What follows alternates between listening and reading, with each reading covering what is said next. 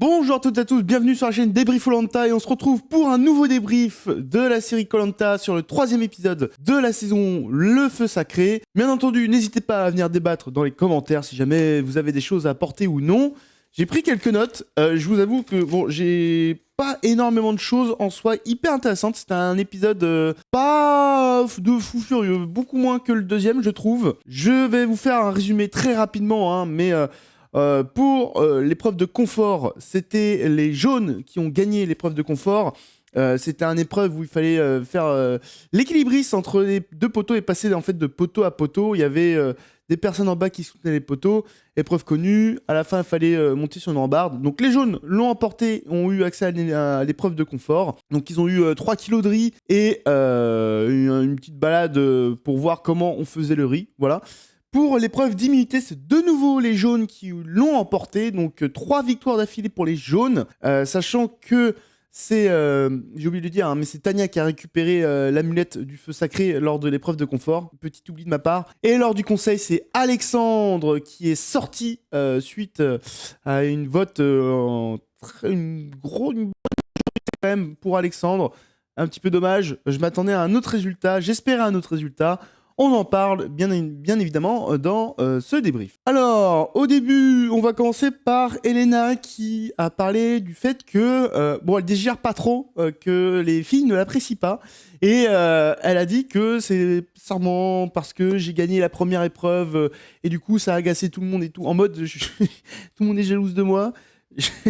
Elle a pas trop compris que c'était... Alors, un peu par rapport à ce qu'elle a dit après l'épreuve du parcours du combattant, et notamment par rapport à son comportement sur le camp, où elle était très autoritaire et elle foutait, en plus de ça, pas grand-chose. C'est vraiment cru, vraiment à 100% pour la chef, pour le coup. Donc, les filles l'ont tenté de la rassurer un peu en mode, oui, un petit peu au début, bon, c'était pas trop ça, mais ça s'est beaucoup amélioré, t'inquiète. Bon, on verra ce que ça donne par la suite. Mais dans cet épisode-là, elle a réussi à se faire un petit peu oublier. On va voir ça un petit peu plus tard, mais voilà. Du coup, elle a quand même tenu compte de ce qu'on lui a dit. Et du coup, elle a essayé d'arranger ça. Et on apprend également que entre Alexandre et Rudy, ça va être gros fight. Alexandre qui, on voit que Rudy est complètement stratège. Le Rudy qui dévoile absolument tout au niveau de la stratégie. Ok. Pourquoi pas. Et Alexandre qui comprend très rapidement que Rudy va falloir le sortir parce que sinon ça va être très compliqué pour lui. Et il a relevé le fait que Rudy, il l'a bien chargé sur la stratégie, quoi. Alors après, on a eu les petits poteaux pour s'entraîner pour l'épreuve de confort. Je crois que c'est la première fois qu'ils ont accès à un entraînement pour cette épreuve-là. On sait qu'ils avaient des entraînements pour le tir à l'arc. Et ce qu'ils avaient en avance également, c'est la construction du radeau quand il y a cette épreuve-là. Mais bon, pourquoi pas. Pas grand-chose d'intéressant à noter. Il y a juste Martin qui il m'a fait marrer parce que il y a un moment il s'est pris le poteau je crois dans le pied, il était aïe aïe aïe aïe aïe aïe. Oh, ça m'a fait un peu rire, c'est bien de dire aïe mais pourquoi, bon voilà. Alors, l'autre chose à noter, ce sont toujours Benjamin et Tania qui ne font pas grand chose sur le camp et ça agace le reste de l'équipe jaune. Sachant que Benjamin avait déjà dit bon, je fais pas grand chose sur le camp, va falloir vraiment que je me rebooste un peu parce que sinon les autres vont commencer à s'agacer et en fait ils continuent à rien faire. Alors juste après cette séquence là, ils sont allés ramasser un petit peu de bouffe.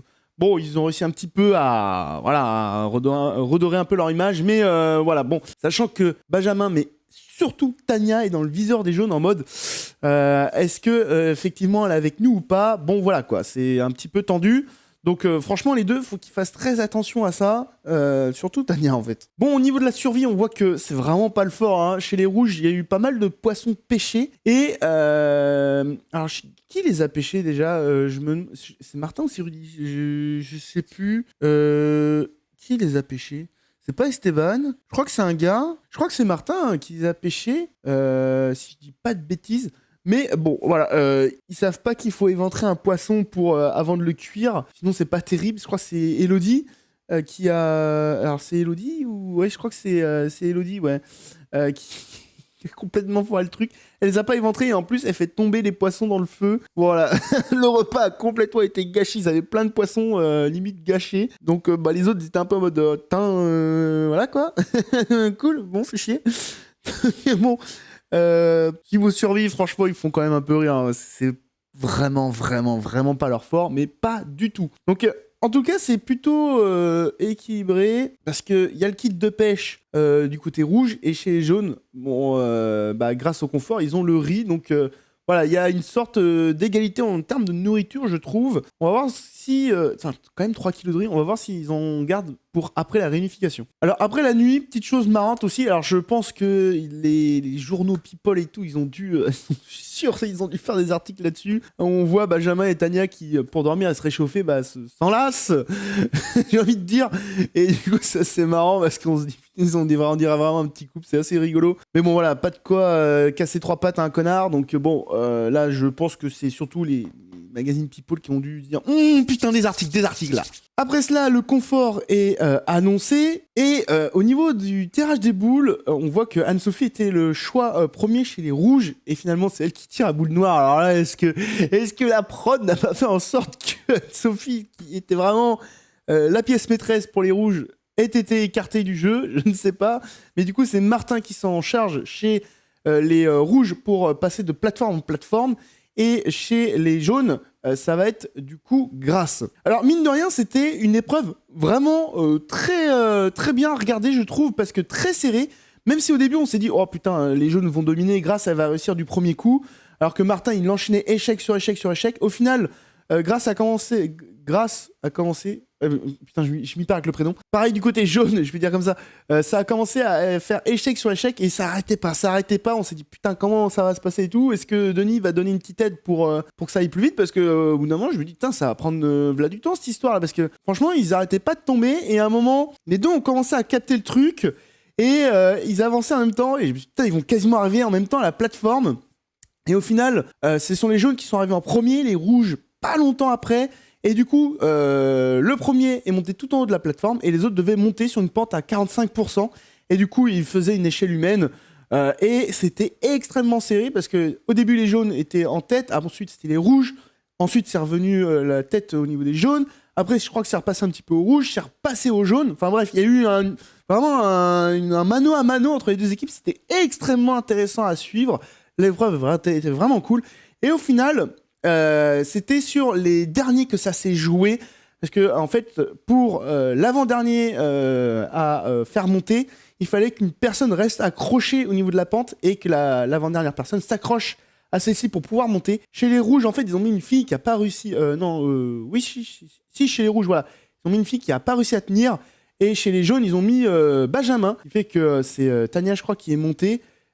En accrochant son calbar, c'était bien drôle. Je sais plus si c'était Tania ou une autre fille, bref. Et il y a eu quelques images très drôles aussi. Je pense qu'il peut être très facilement détourné. Bref, j'ai pas été regarder sur Twitter, il faut absolument que j'aille voir parce que je pense qu'il y a eu quelques dingueries.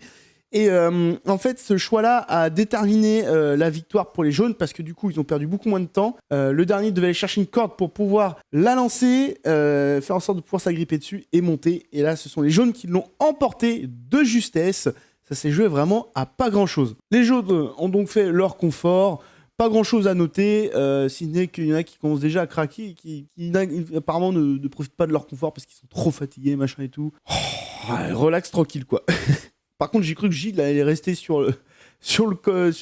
les agriculteurs. Il était vraiment dans son élément. Il fait putain, je suis trop bien, je suis trop heureux là. Je pense que si on l'oubliait, il restait là volontiers, quoi. Chez les rouges, bon, on digère un petit peu mal la défaite, même beaucoup du côté de Martin. Et pour une certaine raison, c'est que Rudy, à chaque fois, il est là en mode ouais, les jaunes, on va les défoncer et tout. Les rouges, ouais, ils vont pas comprendre ce qui leur arrive et tout. Et Martin, ça l'agace parce qu'en fait, à chaque fois, ils se font défoncer. Et du coup, Martin commence à dire attends, faut que Rudy il arrête parce que du coup, on passe pour des guignols et tout. Et du coup, on arrive là en mode hyper confiant, mais après, on se fait défoncer. Donc voilà, il en a parlé à Rudy. Rudy, il le voit pas du tout de cette manière-là. Bon. J'avoue que j'étais plus côté Martin, j'étais plus d'accord avec Martin et c'est vrai que quand on les regarde, on se dit ouais, c'est vrai qu'ils passent pour des guignols, surtout le Rudy qui est en mode on va les défoncer et finalement c'est eux qui se prennent une branlée monumentale. Pendant que le confort se déroule, on voit que Alex et Elodie se sentent un petit peu en danger, surtout Elodie qui commence un petit peu à vriller et elle commence à chercher un collier d'immunité avec Alexandre.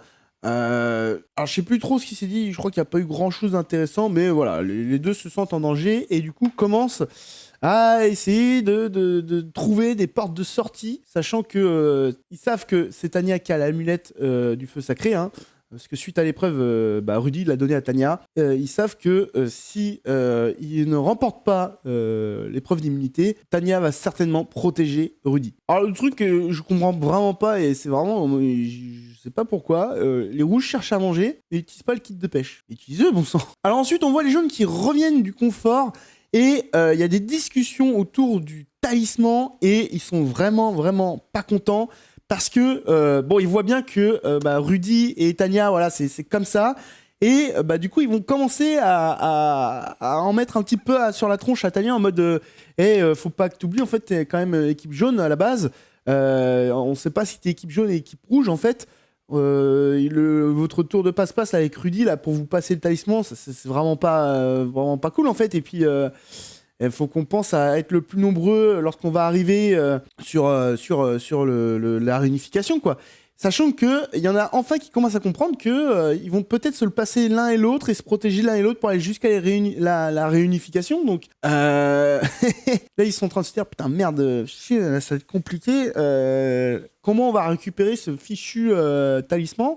Enfin, ce totem, non, on dit talisman, je pense. Bref, donc là, ça commence à jacter et on commence à essayer de dire à Tanya que fais gaffe à ce que tu fais, sinon, lors de la réunification, ça risque de partir très vite. Ciao, bye bye au niveau des votes, quoi. Parce que, sachant que chez les rouges, s'ils se rendent compte qu'entre Tanya et Rudy, on n'arrête pas de se passer le talisman et de se protéger, Rudy, clairement, il va pas avoir le soutien indéfiniment de ses camarades. Donc là.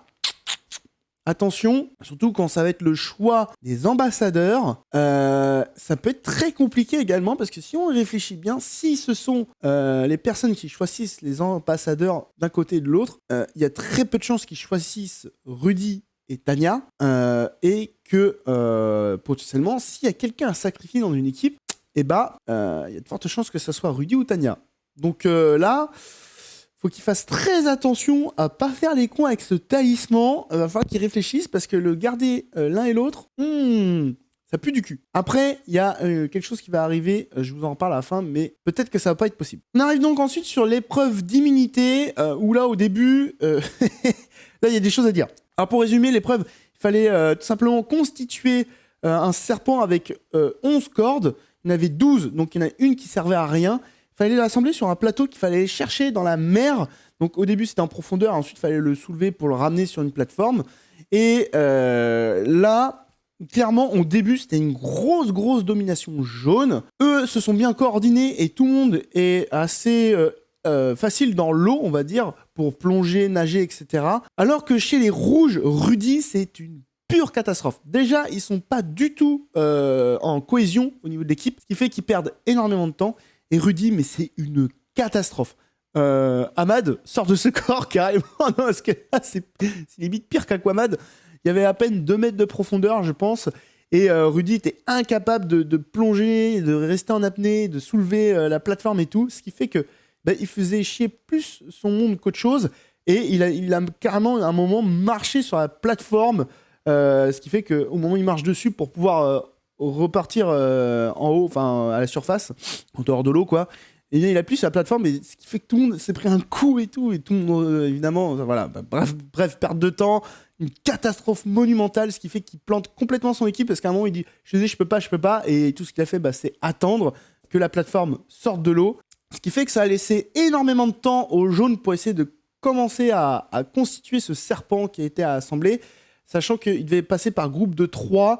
Et sur un certain laps de temps, ils avaient à peu près 2-3 minutes pour faire les assemblements et ensuite ils changeaient à tour de rôle. Donc là, les jaunes, c'était toujours les 3 mêmes tant que les rouges ne venaient pas, ce qui leur laissait quand même un très gros avantage. Les rouges ont commencé à arriver et voilà, là, ils commençaient à tourner chacun à leur tour. Donc les jaunes ont pu profiter, mais ils n'ont pas pu terminer avant que les rouges arrivent. Pourtant, ils avaient eu énormément de temps. Donc je me suis dit, peut-être une remontada des rouges pourquoi pas, même si, bon, voilà, je préfère une victoire jaune. Donc les équipes de 3 commencent à se succéder au fur et à mesure, il y a plusieurs tours qui sont faits, et à un moment, c'est Gilles qui trouve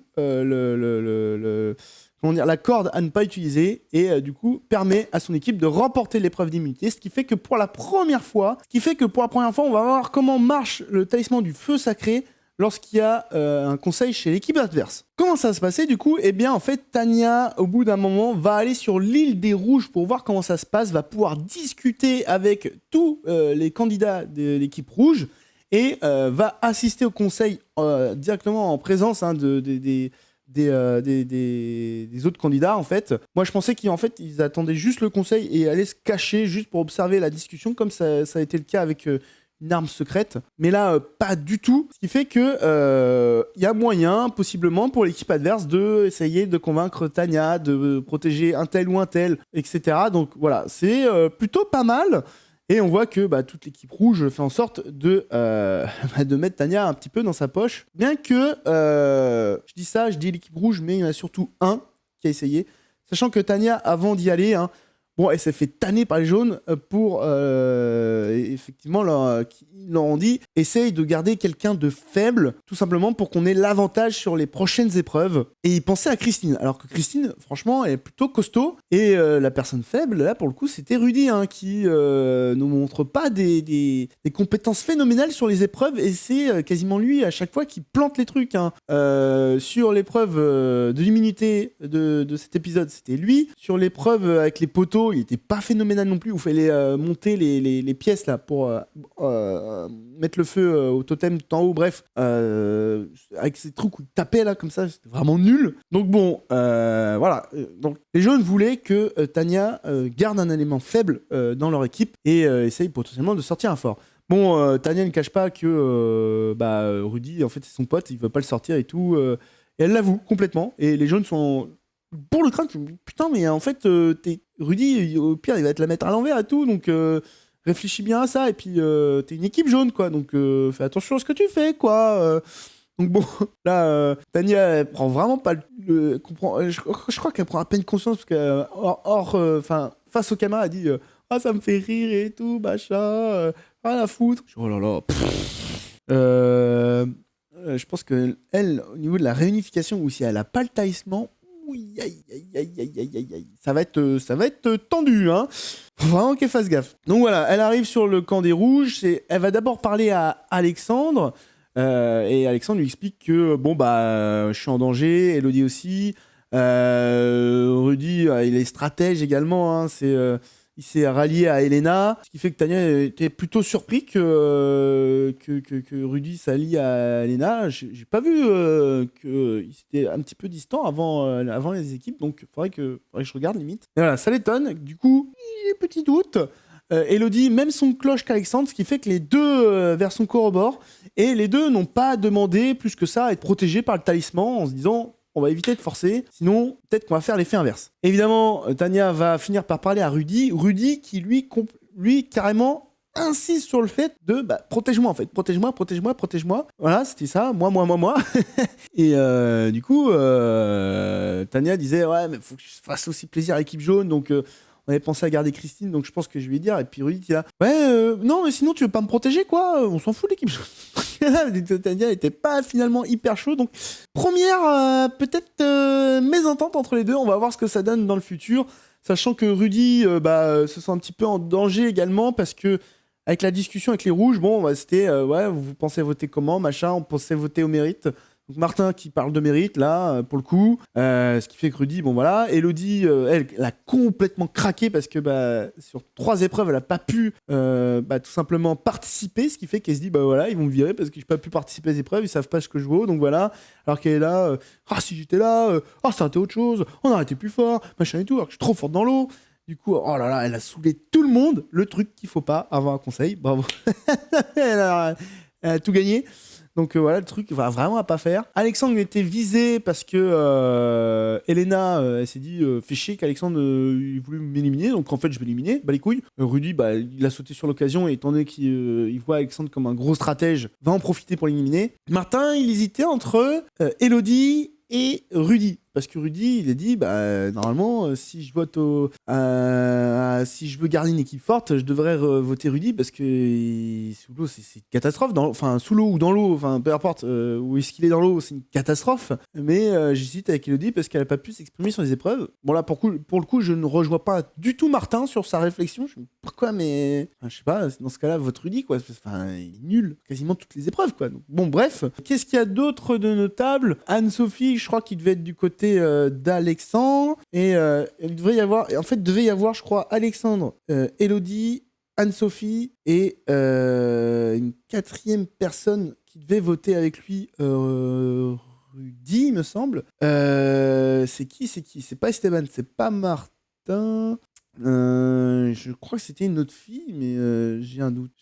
Qui ça pouvait être? Alors Julie, je crois pas. Peut-être Laura, je sais plus. Il me semble qu'il y avait une autre personne, mais je ne sais plus qui. Donc voilà, il y a eu des discussions de part et d'autre. Et ensuite, pas de collier d'humidité ni d'armes secrètes de trouver. Donc ils sont allés au conseil. Ils sont exprimés. Elodie qui a fait son mea culpa par rapport à sa petite crise l'après-midi, qui avait essayé de remédier à ça, etc. Bref, il n'y a pas eu grand chose de fou. Mis à part que lors du vote, c'est Alexandre qui a sauté. Tania avait protégé Christine, ce qui a servi absolument à rien. Tania qui apparemment s'entendait bien avec Alexandre avant la formation des équipes et n'a pas décidé de le protéger. Alors que c'était un élément plus faible que Christine, dans tous les cas, à protéger. Donc bon, pourquoi pas. Et Rudy qui a vu des votes contre lui. Je crois que c'était 3 à voter contre lui. Hein. Il y avait Alexandre, Elodie, il y avait une troisième personne, mais je sais plus qui. Et c'est Anne-Sophie finalement qui s'est rangée du côté de Rudy et a voté Alexandre. Et au niveau des votes, juste, faut que j'en parle, la justification d'Anne-Sophie. Oui, aujourd'hui, sur les épreuves, on a vu que t'étais pas du tout à l'aise dans l'eau, du coup, je décide de voter pour toi. Et j'étais là, mais... Oh, l'explication complètement claquée, j'ai pas compris, quoi. Non, mais on en parle de Rudy dans ce cas-là. Mais... Oh là là, ça m'a énervé. Je me suis dit, quoi? Mais c'est quoi cette justification pourrie, putain? Oh mon dieu! Bref, du coup, voilà, c'est Alexandre qui est sorti suite au vote. Le vote qui était serré parce que c'était serré entre Alexandre, Elodie aussi et Rudy. Voilà, je crois que j'ai à peu près tout dit. Qu'est-ce que je pense qui va se passer dans le prochain épisode? Alors, au niveau du prochain épisode, les équipes vont être reformées. Donc là, on va voir ce que ça donne. On va voir la nouvelle composition d'équipe. Et on va voir si Tania et Rudy vont être dans la même équipe. Et du coup, s'ils sont dans la même équipe, on peut plus passer de talisman. Ça risque de changer. Donc ça, c'est plutôt pas mal. Je me demande si l'équipe n'avait pas prévu le coup, en fait, du fait que 2 personnes de l'équipe opposée vont se balancer les talismans. Et par crainte, on recomposait les équipes. Alors, est-ce que c'était prévu avant ou... ils ont vu le truc se dérouler en mode putain, si ça continue comme ça, Rudy et Tania en fait ils vont juste se balancer le talisman et du coup ça va servir à rien en fait. Donc je sais pas, je pourrais pas dire. Mais en tout cas, ce petit changement d'équipe pourrait être pas mal. Donc à voir ce que ça va donner. Ça va changer énormément de choses parce que les équipes commençaient vraiment à bien s'entendre et tout. Donc là ouais, ça va changer je pense pas mal de choses. Donc à voir. Là pour le coup, dur de prédire quelle équipe va potentiellement gagner une épreuve.